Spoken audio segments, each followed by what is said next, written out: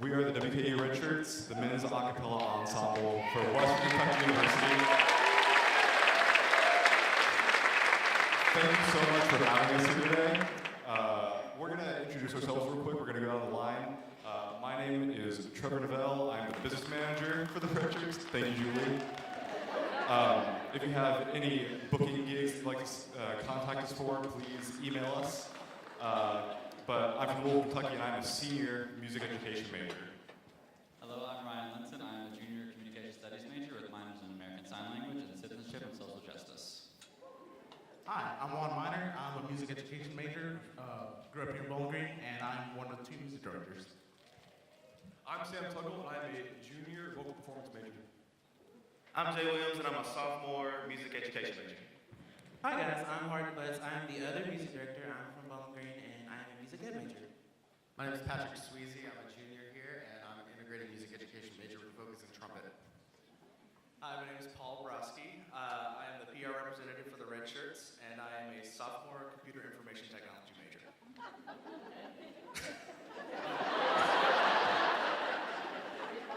Hi, my name is Daniel Wilson. I am a musical theater major, and I'm the beatboxer of the group.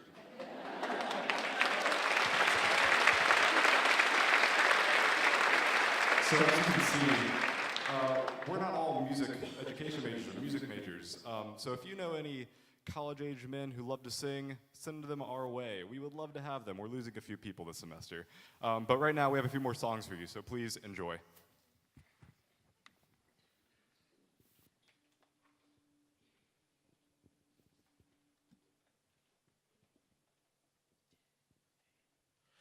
Somewhere over the rainbow, way up high,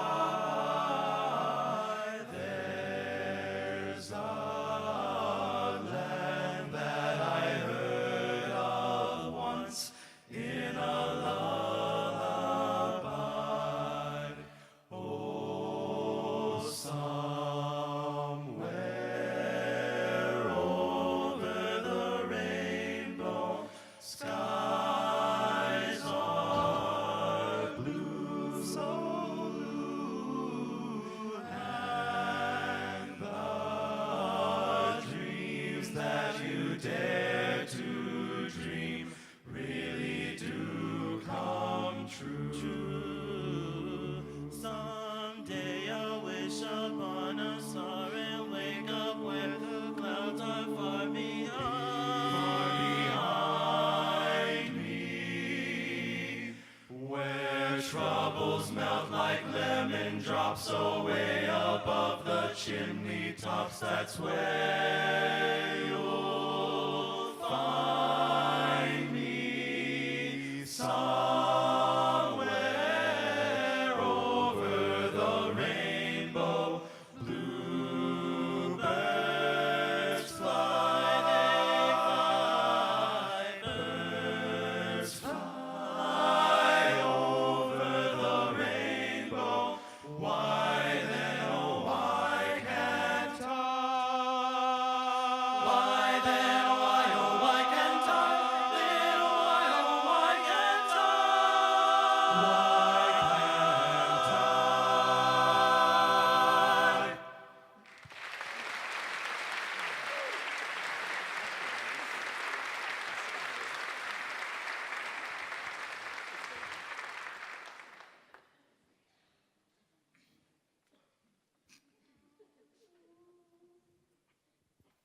1, 2, 3, 4. I thought love was only true in fairy tales. Meant for someone else, but not for me. Love was out to get me. That's the way it seemed. Disappointment haunted all my dreams. But then I saw her face. Now I'm a believer. Not a trace of doubt in my mind. I'm in love. I'm a believer. I couldn't leave her if I tried.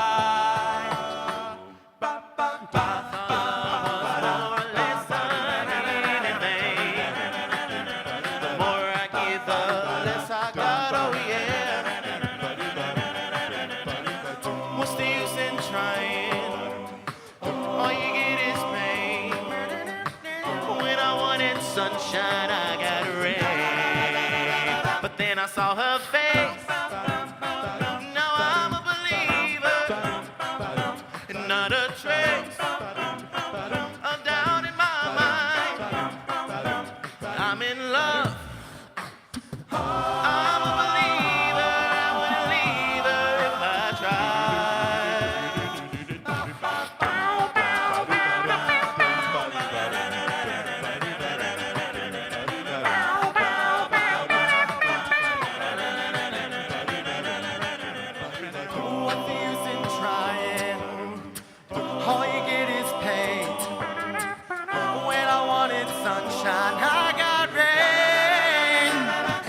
saw her face. Now I'm a believer without a trace of doubt in my mind. I'm in love. I'm a believer. I won't leave her if I try. And then I saw her face. Now I'm a believer. Hey, I believe, I believe, I believe, I believe, I believe. Hey. Hey, I'm in love. I'm a believer. I wouldn't leave her if I tried. Pow, pow, pow.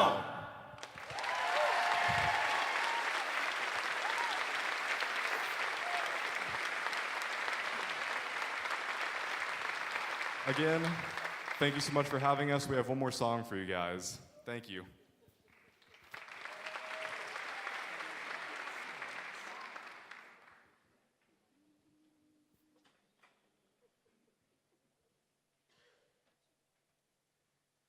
The sun shines bright on my old Kentucky home. 'Tis summer, the children are gay. The corn tops ripe and the meadows in the bloom, while the birds make music all the day. The young folks roll on the little cabin floor, all merry, all happy and bright. By and by, hard times comes a knocking at the door. Then my old Kentucky home, good night. Weep no more, my lady, oh, weep no more today. We will sing one song for my old Kentucky home, for my old Kentucky home, for my old Kentucky home, far away.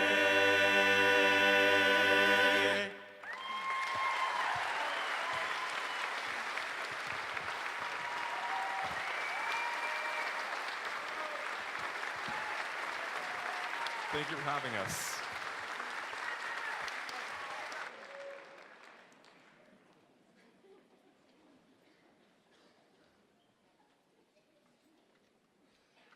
Good morning. Let's hear it again for the WKU Red Shirts.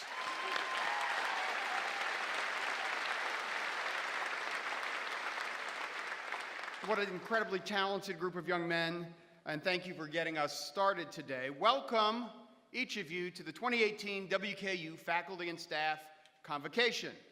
I'm glad to be with you on this beautiful morning as we gather to officially kick off the beginning of the new academic year. I want to extend a special welcome to those of you joining us via live streaming on our regional campuses in Glasgow, Elizabethtown, Fort Knox, and Owensboro. Thanks to each of you for participating.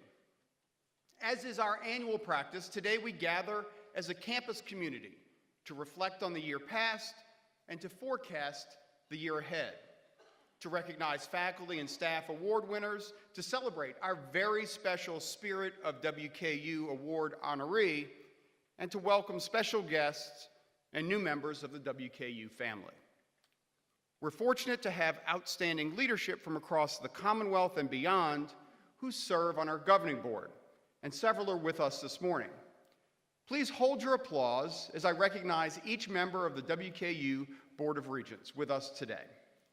Dr. Philip Bale, Chair from Glasgow, David Brinkley, Staff Regent from Alvaton, Professor Klaus Ernst, Faculty Regent from Bowling Green, Julie Hinson from Prospect, Kentucky, Stephen Mayer, Student Regent from Louisville, and Jason McKinney from Alvaton. We also have a number of new faculty and staff who are with us for the first time this morning. If you joined our WKU family at any time during the past year, please stand and let us welcome you.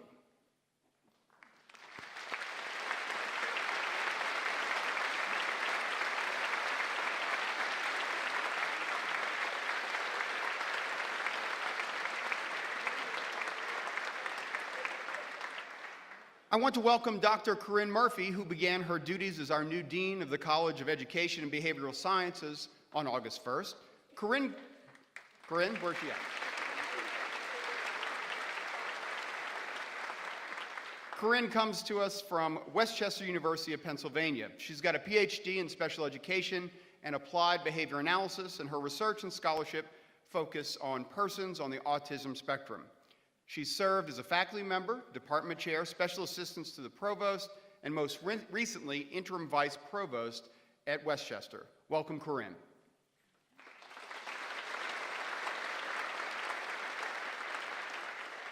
I also want to take a moment to thank Dr. Jeff Katz, who served as Dean of the Gordon Ford College of Business from 2011 to 2018. Dean Katz has decided to devote his time and talents as the Opitz Endowed Professor of Business and Professor of Management in the Gordon Ford College of Business. Thank you, Jeff, for your distinguished service to WKU.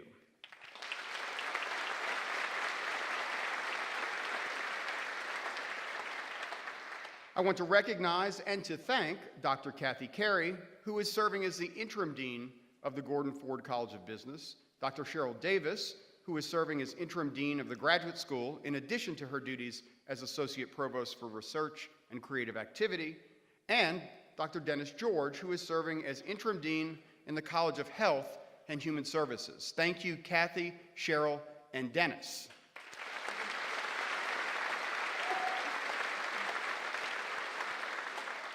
National searches for permanent deans for the graduate school in both colleges will begin this fall. Additionally, we will commence a search for a vice president for philanthropy and alumni engagement, with John Paul Blair continuing to serve as interim vice president. Thank you, John Paul.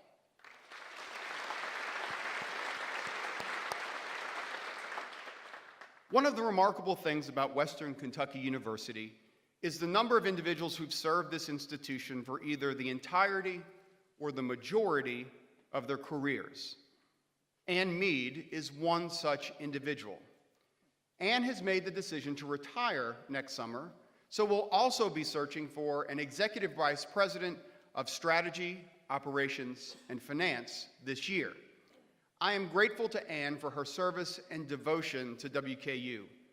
Her career in higher education spans more than 4 decades, the last 24 here with us. And not just as an administrator, Ann also has been an instructor for the last decade. Ann, thank you, but don't rest yet. We have a lot of work to do.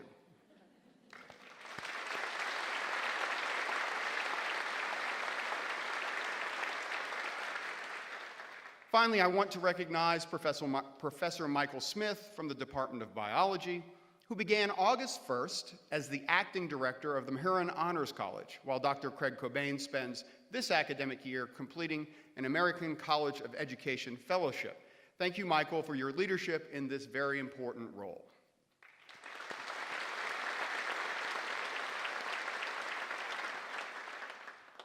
We also welcome Dr. Terry Ballman, WKU's new provost and vice president for academic affairs. Terry comes to WKU from California State University at San Bernardino. Her background in languages and her appreciation of the humanities, coupled with her complete focus on student success, stood out during the selection process. Terry is fully committed to our mission as a student-centered applied research university, and that she herself is a first-generation college graduate enables her to relate to much of the student population we serve. Terry will help lead implementation of our strategic plan, and I'm looking forward to working closely with her as we continue to move WKU forward. So that we can get to know Terry, I've asked her to make a few remarks this morning. Please join me in welcoming our new provost, Terry Ballman.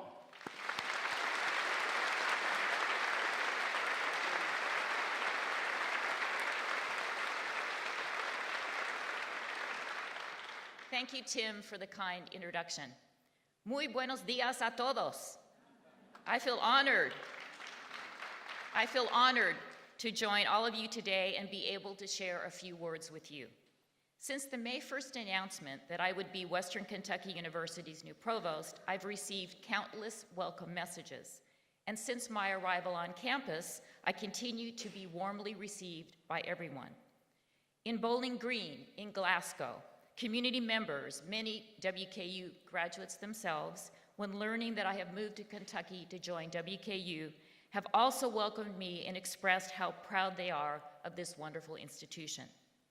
As I've gone around campus, I've introduced myself to students as the new provost. And when I ask students, do you know what a provost does? They're not at all shy in saying, without skipping a beat, I have no idea. I wanted to talk with you briefly about my background so that you can better understand the path that has led me to WKU and some of the lessons I have learned along the way. I've been fortunate to be able to follow my passions. My mom spoke some Spanish at home, and I was taught Spanish in elementary school. So at an early age, I fell in love with the Spanish language and the people who speak it. School made me excited about learning, and I admired my teachers and wanted to be like them.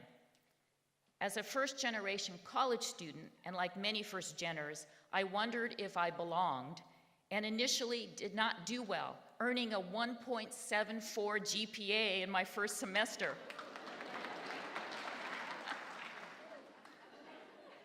But with the encouragement of others, I got on track. I waitressed to help put myself through college, though tuition was a lot lower back then, and was so fortunate to be able to participate in what became for me the most transformational high-impact practice, study abroad, going to programs in Germany and Spain. I worked as a teaching assistant and part-time instructor at community colleges on my way to complete my PhD in Spanish linguistics at the University of Texas, with research interests in language teaching and pedagogical approaches that inform second language acquisition. As a tenure-track faculty member at several institutions, I taught Spanish and linguistics classes, coordinated lower division programs, taught methods classes for second and foreign language teachers, served as the department liaison to the colleges of education, supervised student teachers in area middle schools and high schools. I also developed a study abroad program and took students to Mexico. I enjoyed all of this work, and I have felt most fortunate to be able to follow my passions instilled in me early in life and to share my passions with students. Having worked well with faculty, staff, and students, I felt I had the skills to be a department chair and was hired as the head of the Modern Foreign Languages Department at Western Carolina University. In my 4th year there, I heard about a startup university called California State University, Channel Islands, where the mission and focus was on internationalization, interdisciplinarity, and experiential learning. The first faculty member in Spanish and languages, I joined a group of 30 faculty. With few academic program offerings, we used to say that we were flying the plane as we were building it, as we identified and developed academic programs with an eye to serving the region. I had the rare opportunity to know everyone by name, including the groundskeepers and the custodians, and I sat at the table with representatives from across the campus, finance and administration, student affairs, and of course academic affairs, and learned that without everyone's contributions, you would not have a university. I became the chair of multiple programs, of programs too small to be independent, then of Spanish and languages and of communication. I was asked by colleagues to run for Senate chair and was reelected and served in that role for 3 years. I later served as special assistant to the provost. The 11 years at Channel Islands taught me the following lessons. Be a student of your organization and university. Develop an understanding and appreciation for the contributions that faculty, staff, and community members make. At Cal State San Bernardino, I served as Dean of the College of Arts and Letters for 5 years. Despite budget limitations, I provided grants to faculty to support team teaching and interdisciplinary projects. A faculty and staff task force identified project-based learning as an important initiative, and we found ways to support that work. Additionally, staff expressed concern about sometimes not feeling fully appreciated. So we implemented an annual staff appreciation luncheon and outstanding staff awards. CSUSB is one of the most diverse campuses in the country, with a student population of over 60% Latino and over 70% first generation and low income. And I was particularly proud of my record in supporting the hire of diverse faculty. Yet I remain concerned when underrepresented students, including Latinos who were the numerical majority, felt that their identities and stories were largely absent from the curriculum and the classroom. Working with Black Scholars Matter and other student groups, I learned that the need for advocacy and voice for the underrepresented is a continuing concern for all of us in the academy. The lessons I learned at CSUSB included the importance of actively recognizing and supporting faculty and staff, the need to be good fiscal stewards of scarce resources, and the moral obligation to listen carefully, particularly to the underrepresented. Thanks to positive role models and mentorship, I'm honored to be a part of Western Kentucky University and to be your provost. I'm committed to WKU's mission of preparing students of all backgrounds to be productive, engaged, and socially responsible citizen leaders of a global society. The WKU experience of a student-centered applied research institution with impact on the region and beyond is powerful and significant. Our dedicated faculty and staff provide students with the full collegiate experience. As many have said, this is a relational campus, and the more people I meet, the more I have no doubt that together we can overcome any challenges we may have as we achieve even greater heights. Since my arrival, I have had the opportunity to meet with different groups of WKU students. At the White Coat ceremony of the WKU partnership with the University of Kentucky Medical School, with President Stephen Mayer and other officers of the Student Government Association, with the class of the Army ROTC Cadet Command, with students in the Center for Energy Systems, with the forensics team, and with student mentors of the International Student Engagement Center, or ISEC. All of these students make me proud and remind me of why we are here and of the important contributions that everyone at WKU make on their behalf. Thank you again for welcoming me to WKU. I look forward to getting to know you and to working with you. Who knows what lessons await? Thank you.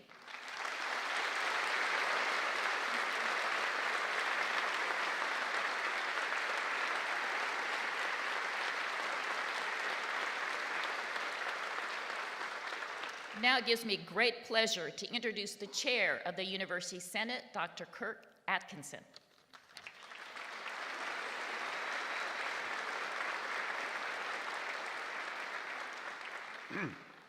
Good morning. Many of you attended a reception at the Faculty House where we recognized faculty award winners in the categories of teaching, research and creativity, public service, student advising, and part-time instruction from each college. Today, we present the university-wide award winners in each category. Each recipient will receive a silver bow and, more importantly, a cash award. For University Award for Teaching, Jing E. Lin.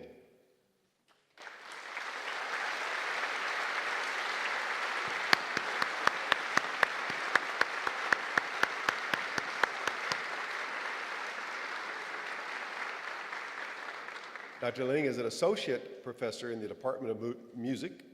She joined WKU in 2009 and earned her doctorate of music from Indiana University in 2010. She teaches violin in the music department, and she directs WKU's pre-college strings program. The breadth of her teaching is remarkable. She provides countless hours of one-on-one instruction through private lessons, and she facilitates group classes and master classes. Moreover, she teaches undergraduate and graduate students alike, as well as pre-college students, some that are only 4 years old. University Award for Research and Creativity, Jason Crandall.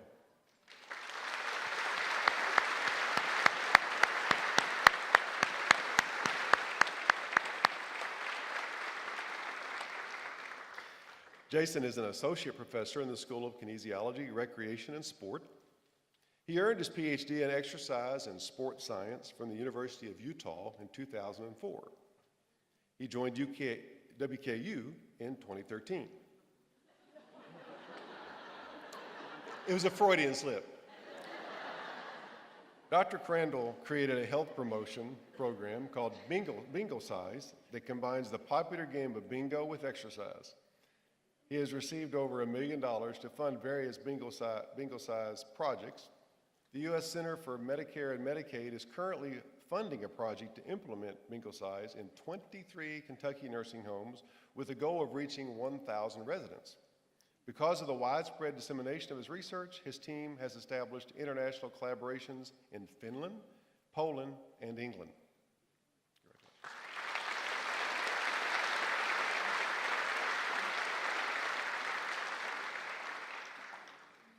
University Award for Public Service, Brad Stennett.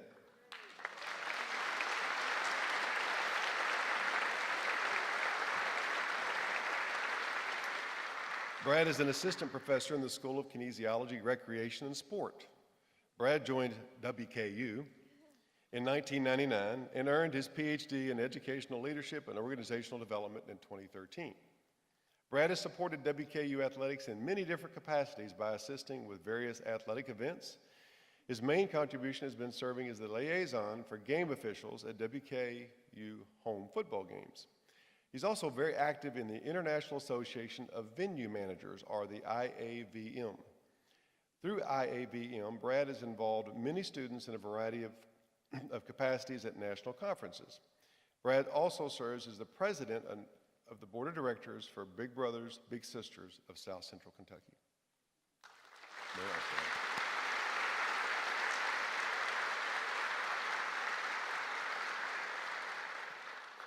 And now for the University Award for Student Advisement, Ke Peng.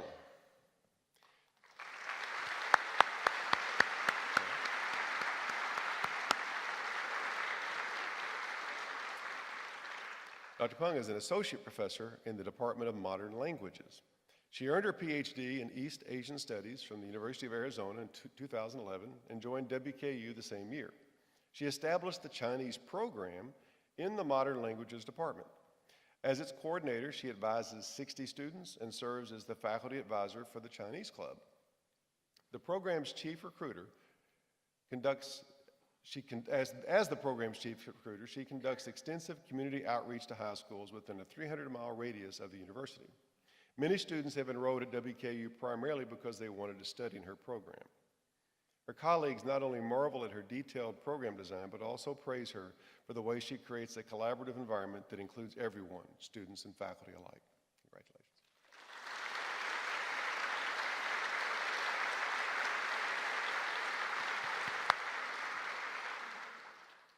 And now for the University Award for Part-Time Teaching, Jessica Ferguson.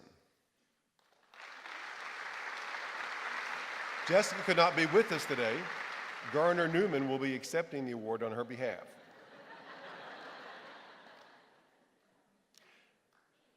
Jessica Ferguson is a WKU alumna. She earned her PhD in communication from Ohio University. Dr. Ferguson teaches in communications and forensics, and she served as the director of debate for the nationally ranked forensics team. Thank you for accepting.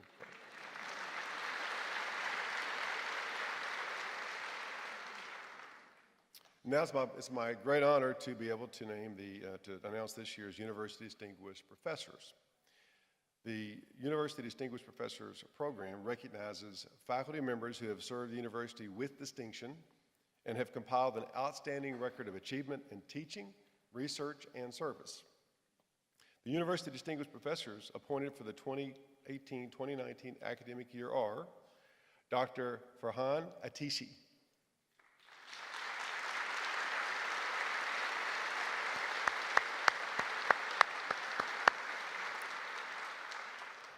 Dr. Atishi is a professor in the Department of Mathematics. She earned her PhD from the University of Nebraska at Lincoln in 1995 and joined WKU in 2003. She is an internationally recognized expert in the field of timescales, which is an important area of research at the boundary of pure and applied mathematics. Recently, she has applied her expertise to modeling cancer tumor growth associated with certain types of treatment. This work has been supported by over $100,000 in grants from the Kentucky Science and Engineering Foundation. She has published more than 50 refereed articles in highly indexed journals. These publications include 11 different undergraduate and graduate co-authors. She was the recipient of the 2011 University Faculty Award for Research Creativity and the WKU Women in Science and Engineering Award in 2015.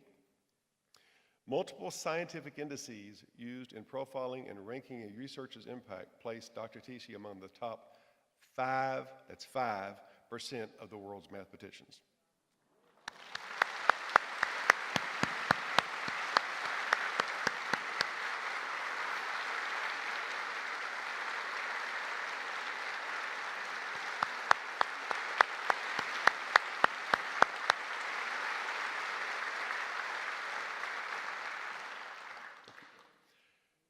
Dr. Aaron Huey.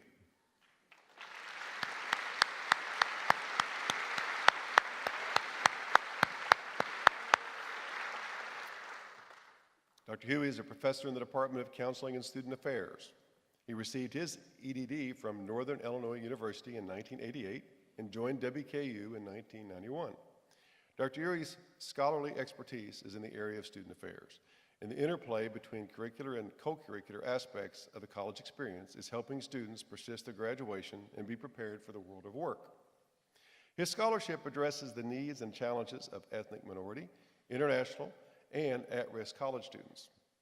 Dr. Huey has authored nearly 50 refereed publications as well as a textbook and multiple book chapters. In recognition of his accomplishments, he received the Melvin Draheim Hardy Award, the highest award given by the Southern Association for Student Affairs in 2016. As well, he has received the CEBS Faculty Award for Teaching in 2003 and the President's Award for Diversity in 2012. Through his dedication to firsthand mentoring of students, Dr. Huey has impacted hundreds of WKU graduates who have gone on to earn doctoral degrees and or serve in leadership positions in student services divisions of leading universities.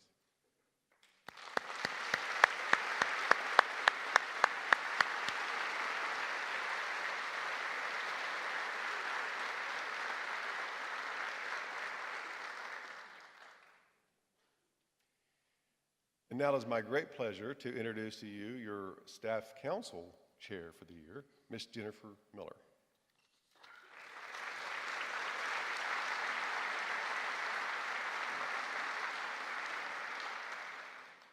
Not quite as tall as he is. The Staff Excellence Awards honor staff who exhibit outstanding and meritorious service to WKU and whose character, conduct, and actions amplify the WKU spirit. The Staff Excellence Award in Professional Non-Faculty goes to Amanda Staples.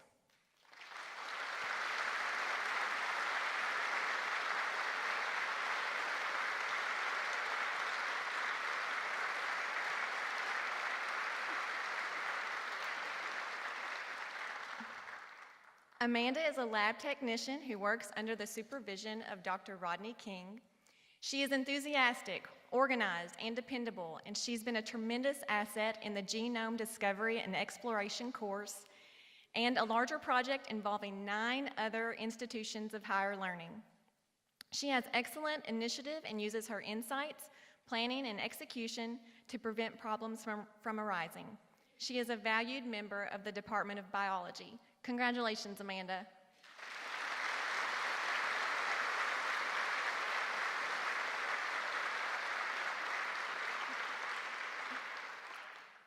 The Staff Excellence Award in Administrative Support goes to Kimberly Nessler.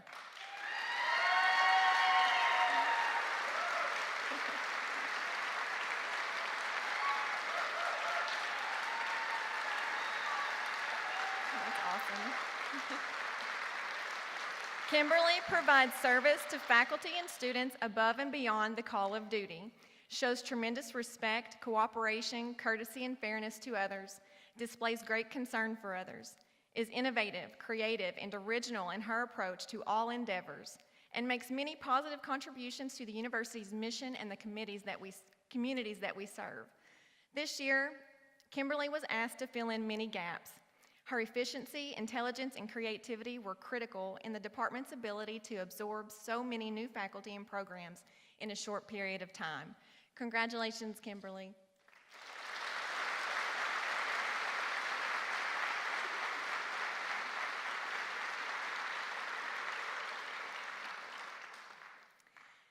And last but not least, the Staff Excellence Award in Skilled Technical Paraprofessional goes to Derek Strode.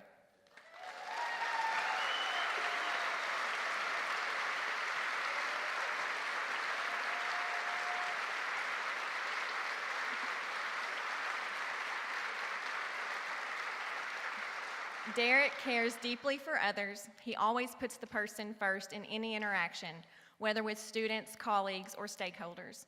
He is very conscientious in how he builds and maintains relationships, devoting both thought and time. He checks in on those he learns who are ill, regularly shares meals with colleagues to stay connected, and strives to highlight each person's strengths. Derek is very intentional about communicating his respect and acceptance of everyone, and he seeks ways to be inclusive and make individuals feel welcome and valued. He is an exceptional member of the Gatton staff, and his contributions to the Gatton community are a key part of the school's success and have prepared its alumni for many opportunities they now have. Congratulations, Derek.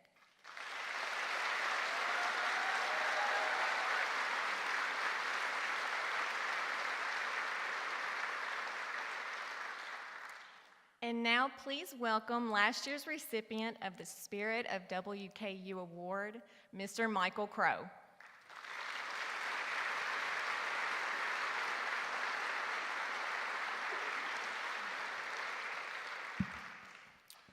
The Spirit of Western Award recognizes someone who represents WKU in a distinguished manner, consistent with the vision, mission, and spirit of the university.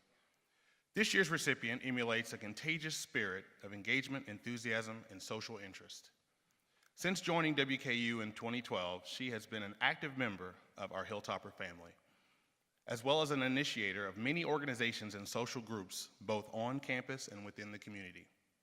Although she was hired in a graduate-only department, she has reached out in numerous ways to the entire WKU campus and beyond.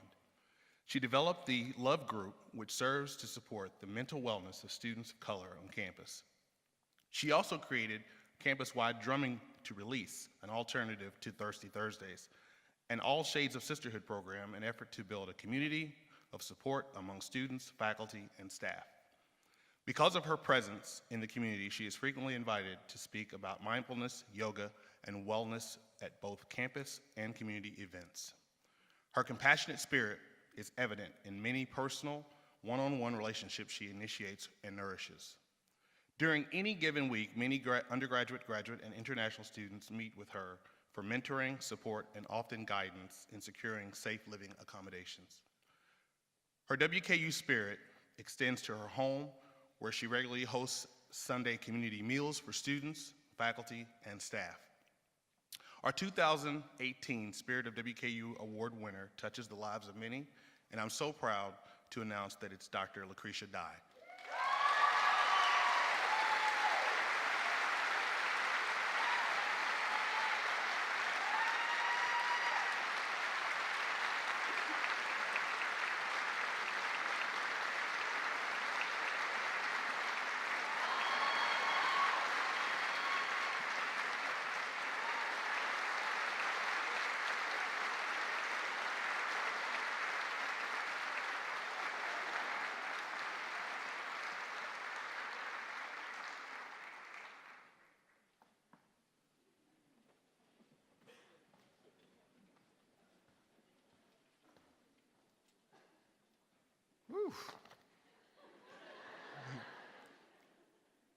Lucretia, congratulations. What an incredibly well-deserved honor. And congratulations to all the faculty and staff award winners today. We're grateful. We're grateful for your service and for your dedication, for your professionalism, and for the manner in which you embrace and exemplify our commitment to being a student-centered applied research university. Thank you all, and congratulations.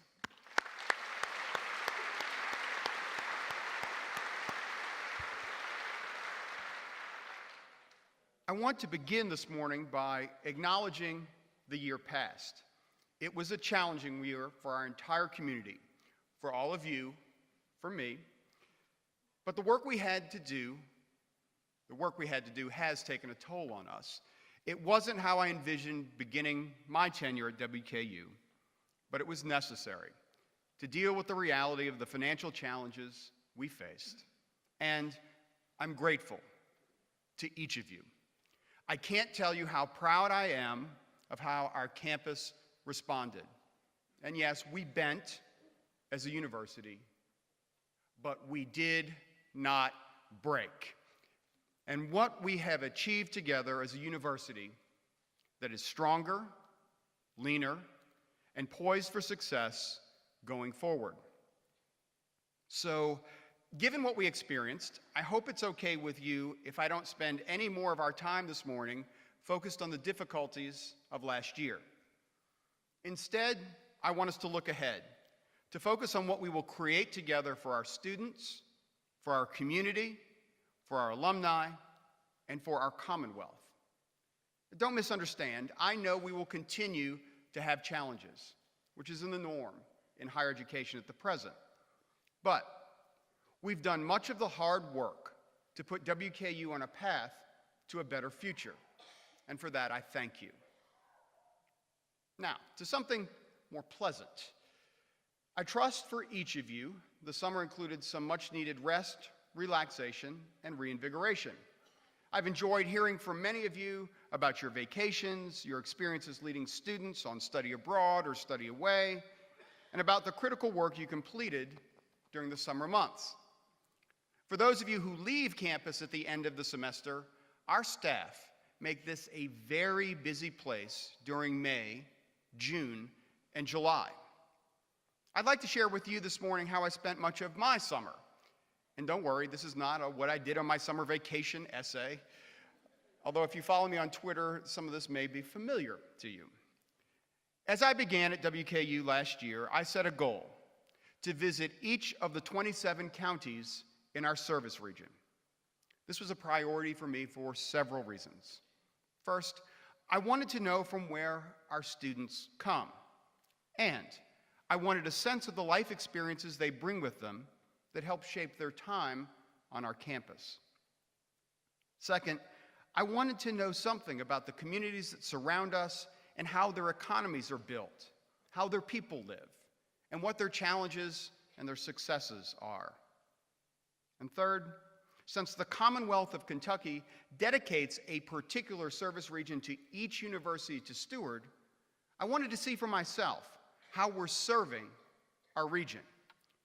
You can't gain that understanding by sitting behind a desk, so with the help of our public affairs team, I embarked on the Big Red road trip. And over the course of 13 days, we drove over 2,500 miles in the state of Kentucky and visited 31 counties, hitting every county within our service region and making stops in a few more from which we draw a large number of students. In each county, I had focused conversations with local K-12 educators, mayors and county judge executives, directors of chambers of commerce and economic development entities, small business leaders, and manufacturers. I also met a lot of WKU alumni. I heard a good bit about what we're doing well. I heard some about what we aren't doing or what we could do better. With each visit, I began the conversation with three things. One, we want to be your university. So let's talk about what that means, what you need from us, and how we can best serve your community. Two, we want your young people to come to WKU, so send us your students, all of them. And three, come visit us. Come to a theater or musical performance. Attend a Hilltop or athletic event. Visit the Kentucky Museum. We want you to feel pride in WKU as your university, and we want you to be part of our community.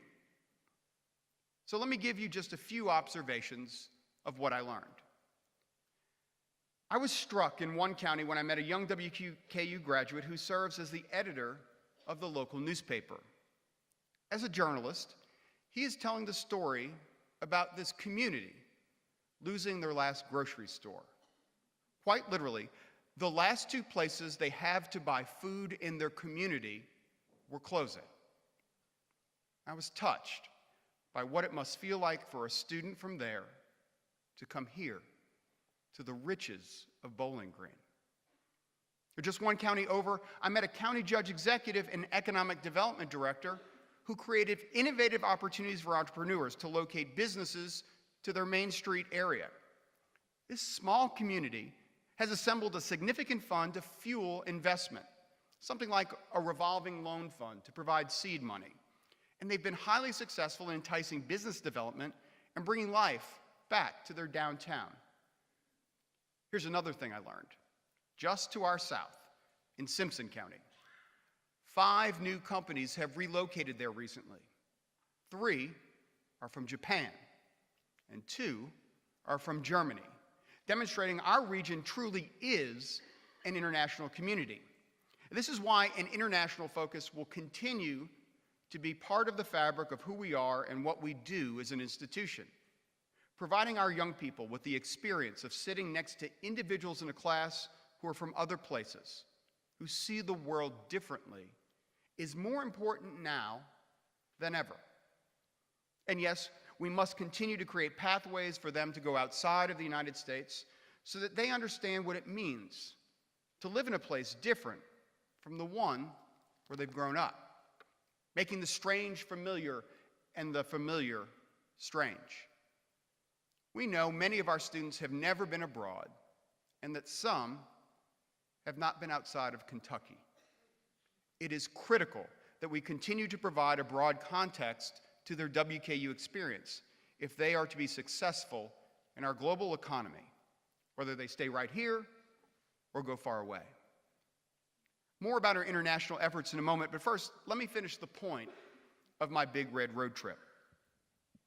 We can find examples of great success and extraordinary challenges in each one of these communities I visited.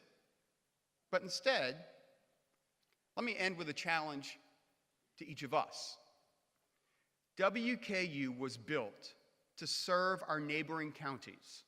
As we talk about our mission as a student-centered applied research university, we must not lose sight of our responsibility, our obligation, and the necessary commitment we must have to every one of those 27 plus counties in and around our service region. These are the communities where most of our students come from. We can better understand our students if we understand their communities. We all have to lift the red and white curtain that sometimes surrounds our campus. So here's the challenge. Get off the hill.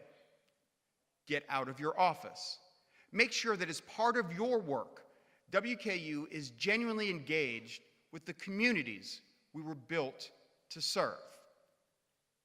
Now, to the work that's ahead of us this year and beyond. As you know, we've spent the last several months creating the roadmap that will guide us for the next decade. But before I talk about the final plan, I want to pause and thank Paula Potter and Bruce Schulte for their leadership as co-chairs of our Strategic Planning Steering Committee, as well as the steering committee members. I also want to recognize those who served as working group co-chairs and all who participated on the various work groups. If you served on either the steering committee or the working groups, will you please stand?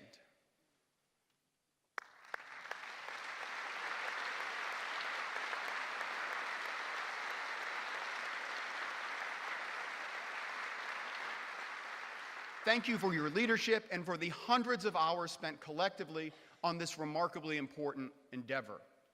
Many more of you participated in this process by attending an open forum, providing feedback, either electronically or in person. And for you, I also want to say thank you. This effort truly was a bottom-up process and one that required your trust and your participation. I think that what you'll see is that your engagement was rewarded with a plan that appropriately represents our shared aspirations for WKU. What we have created together as a community is our way forward, how we define and how we will direct our future. These are and will continue to be challenging times for higher education and for our state.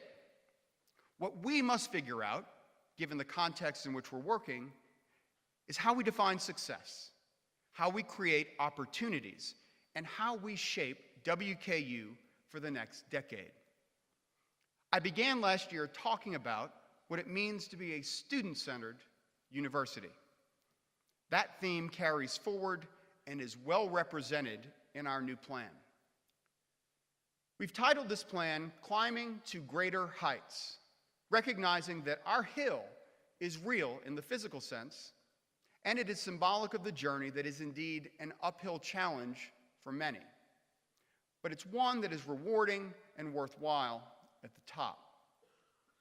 We've divided the strategic plan into three major categories: our students, our hill, and our community and beyond. The Board of Regents approved the plan during their August 3rd meeting.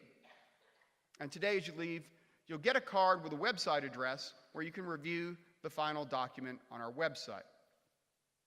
As we work together to further define success for each strategy, we'll add metrics and other data by which our success will be measured. And I ask you, please do spend some time reading the plan and continue to provide feedback. I know none of us, not even me, will see represented in this final document everything we might have hoped would have been included. There were necessary choices and compromises made, so the document was strategic and not just a laundry list. But I would like for you to identify the portions of the plan that resonate with you and connect to your daily work. And I ask you, commit to doing your part to ensure that we succeed in those areas. Putting this plan into action is the most important part of this process. So this fall, we will assemble an implementation team that will be responsible for fully executing the plan and ensuring we stay on track. Today, I want to outline Climbing to Greater Heights for you and highlight a few elements that will take shape immediately. Our students. Students are at the heart of everything we do, and the strategies included in our plan ensure we focus even more aggressively on helping every student we admit graduate from WKU. Affordability and access.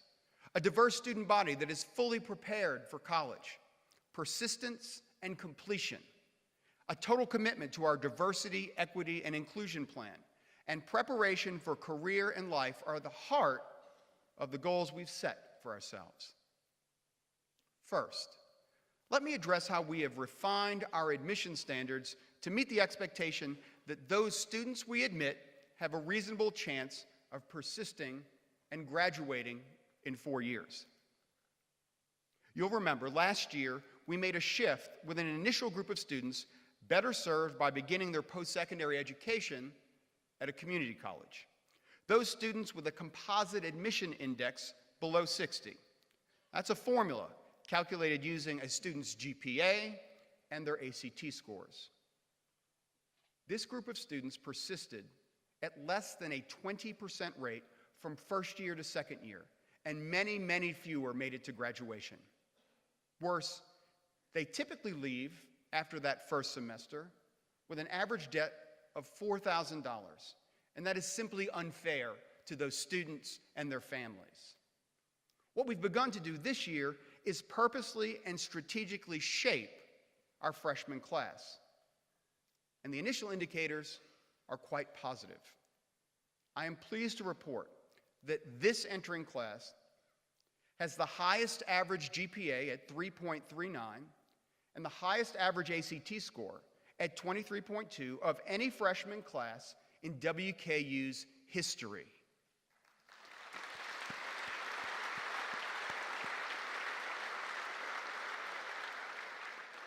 As we fully implement the student success tactics in our strategic plan, our persistence and success rates will climb. At the same time, we must continue to serve our region as an institution of access and of opportunity. We must embrace that while challenging our students, we also must provide support and guidance for them to be successful. It's not all on them. We play a crucial role in their success. With that in mind, there is another group of students we must help to succeed here. Entering students with a high school GPA between 2.0 and 2.49 persist at a slightly higher rate than those in the group we just discussed. But without intervention, just under 38% make it to their second year. This represents about 250 students in our typical freshman class. We're going to admit them. We know they can be successful. But we're going to ask them to do some things we know will increase their likelihood of success. And if we admit them, then we also are committing ourselves to getting them across the finish line. This year, we will admit those students to our 2019 WKU Summer Scholars Program. They will arrive on campus 5 weeks ahead of the rest of the freshman class. They'll take 2 courses for which they will earn 6 hours of credit, and they'll live in the same room where they'll live during the fall semester. These students will begin in the fall ahead of the game. They'll know the campus. They'll know their faculty navigator. They'll know their peer mentor. We're going to help prepare them for what it means to do rigorous academic work here at WKU, not just in their first semester and not just in their first year, but for all 4 years until they graduate. This goes hand in glove with something I know is a topic of conversation among you and your colleagues: our move to a first and second year comprehensive advising program. I've heard the concerns, and we've worked together with deans to address many of those. However, to increase persistence and success rates across the institution, we simply must try something new. We know from our peers nationally that well-executed centralized advising improves first to second year retention, period. Advising has to be about more than navigating schedules and taking courses. We must take a holistic approach and help our students manage the social, personal, financial, and academic aspects of college success. Students will move to advising within their college of choice following the second year of comprehensive advising. But initially, they will have all related advising services available to them in one place in the Downing Student Union. No more runaround up and down the hill. A one-stop shop with a single point of contact to help students succeed. And none of this precludes the close mentoring relationships our faculty will continue to create with our students, beginning as soon as they arrive on campus. We also must ensure we continue our push to make sure every student who is ready for success at WKU can participate fully in our intellectual community and the total WKU experience, regardless of their family's economic condition. Last spring, I announced the establishment of the WKU Opportunity Fund.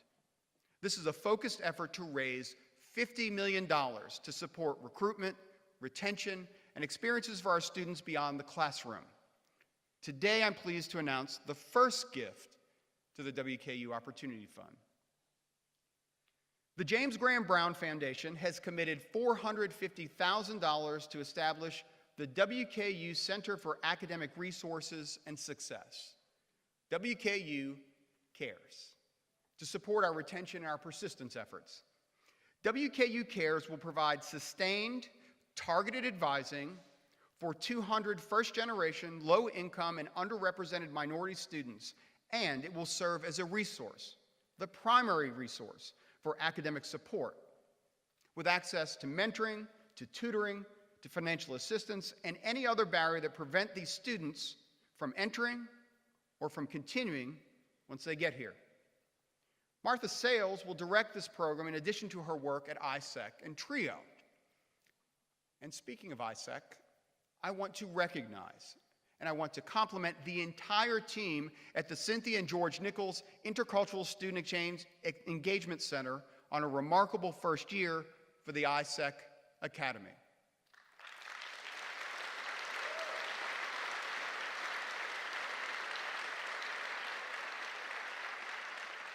And that wasn't even the applause line.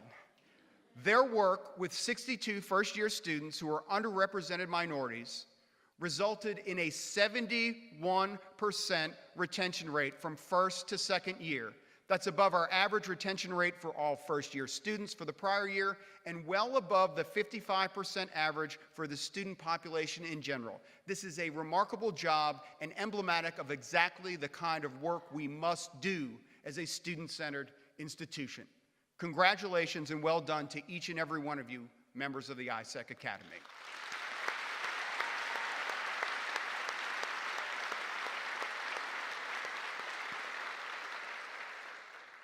In addition to the innovative practices coming out of the Birch Institute over time, these type programs and strategies will increase the persistence and success rate for all WKU students.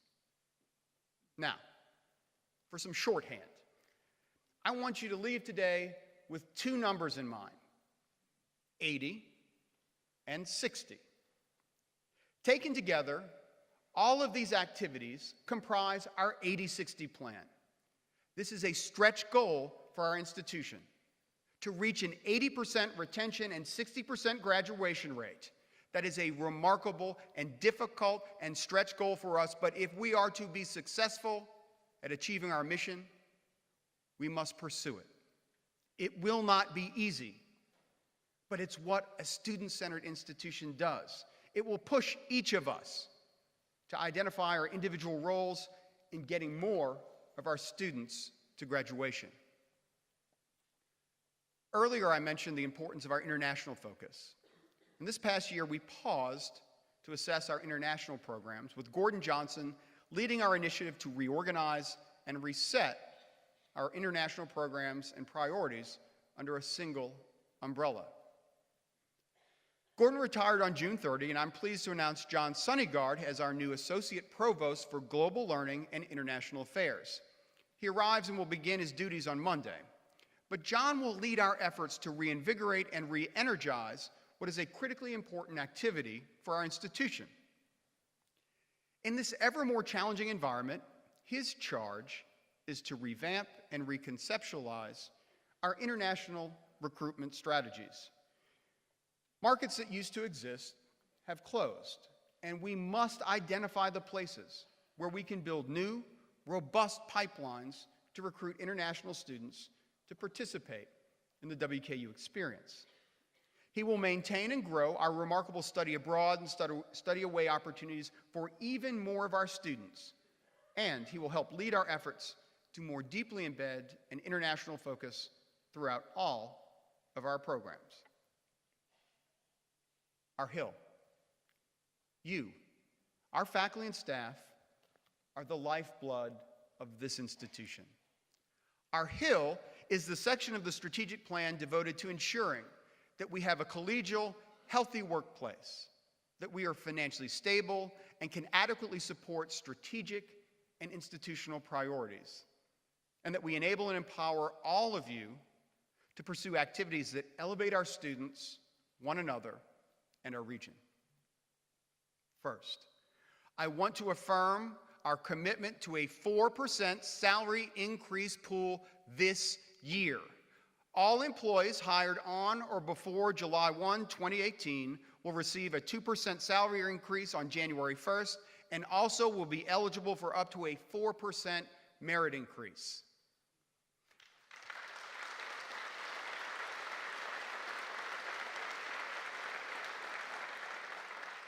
It is important we support all of our employees with a reasonable cost of living increase.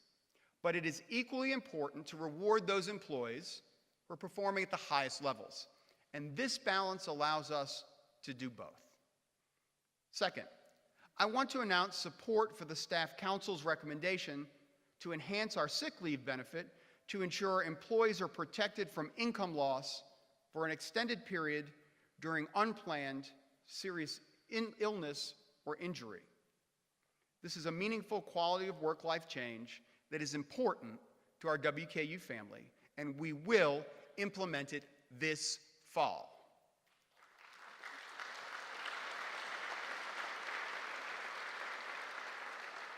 And third, this will serve as a transition year for our budget model.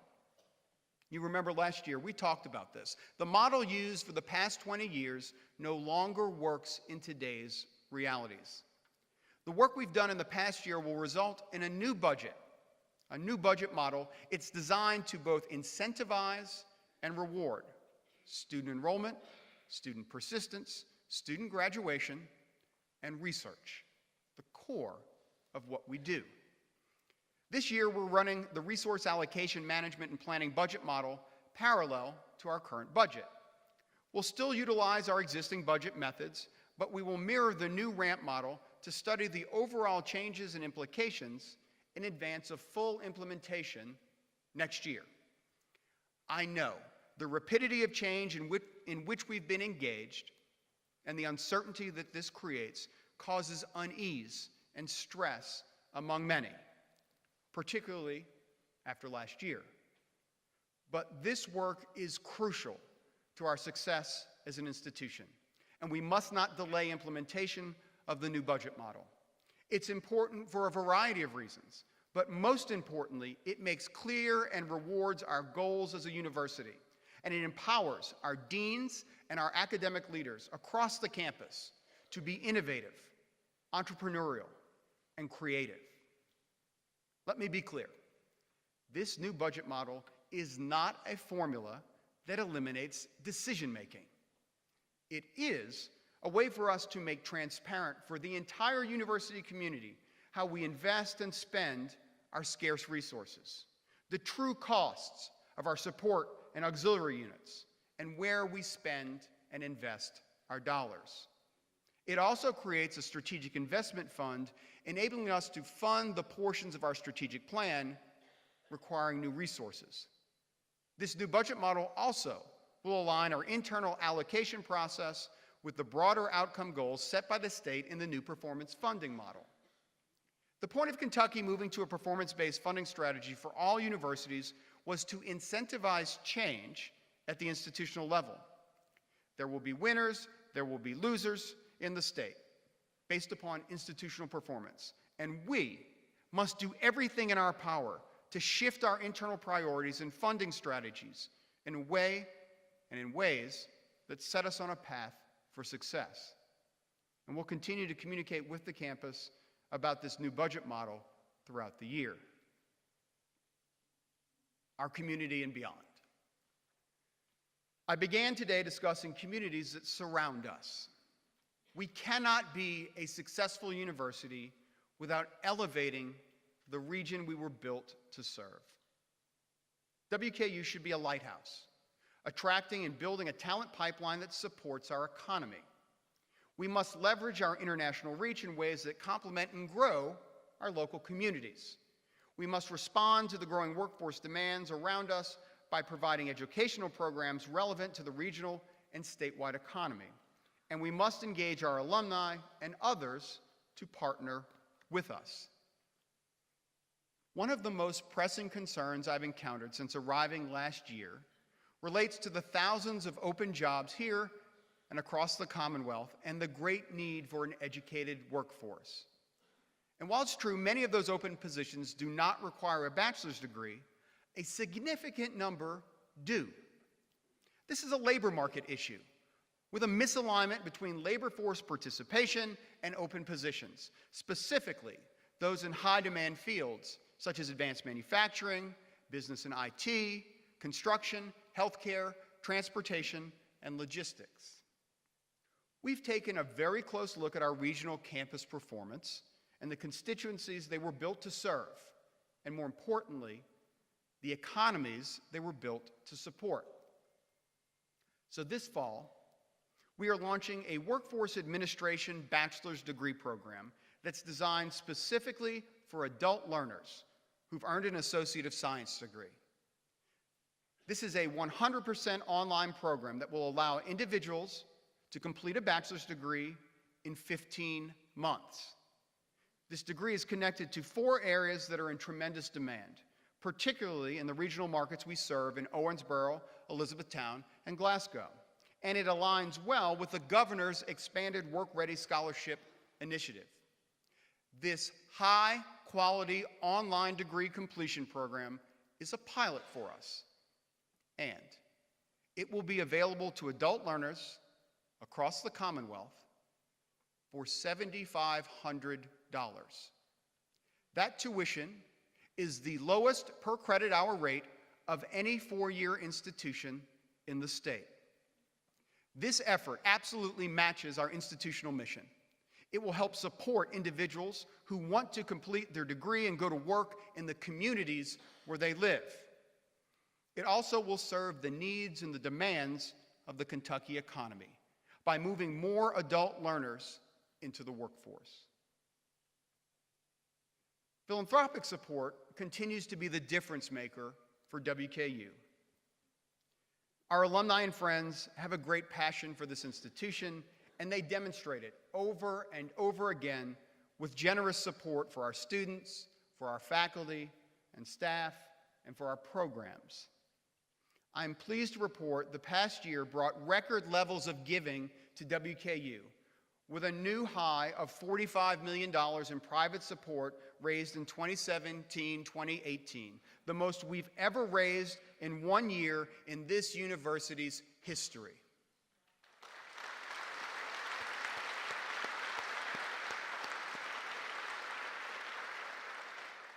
And I am most proud and grateful that another all-time record level of giving came from you, our WKU faculty and staff.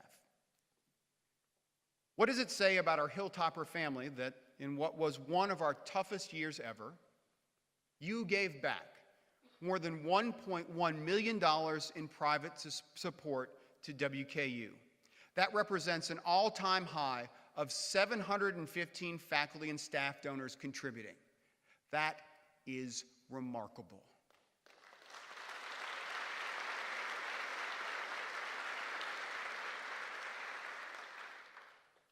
Climbing to greater heights is intentionally broad in some areas, but every goal and strategy is about helping our students succeed, creating a stable, rewarding, and healthy work environment for our campus, faculty, and staff, and elevating the communities we serve. We've covered several major areas of emphasis for the coming year, but there are many more goals and strategies included in the plan that we have not discussed today. During this year, we will bring most of them to the forefront of our campus conversation. But before I close, I do want to take a moment to discuss why the WKU experience remains necessary and relevant. We certainly want our graduates to leave us with good jobs and successful careers. But in our topsy-turvy world, our students need an education that stretches and challenges their assumptions, that pushes them and supports them, and that inspires them to think differently about the world around them. The WKU experience must create in them crucial habits of mind, a willingness to question systematically, a reliance on reason and evidence, a constant striving to be well informed, a tolerance for divergent views. This is so much more than getting them ready for work. We must remain steadfastly committed to preparing them, not just to make a good living, but to make a good life. Finally, as we think about who we are and who we aspire to be, I often hear, and often say it myself, that we have a desire to be nationally prominent. I agree with those aspirations. I want us to be a national leader among our higher education peers. But perhaps the way I see us achieving that is a little different than you might think. I want Western Kentucky University to be best known for how we change students' lives. The best way to develop a national reputation for ourselves is not to talk about striving for a national reputation. Rather, it is to do locally what we were built to do. So the story I want told about this year is that we focused, like a laser, on the things that will help our students succeed, that will help our campus community succeed, and that will help our region succeed. And when we do that exceedingly well, national recognition will come.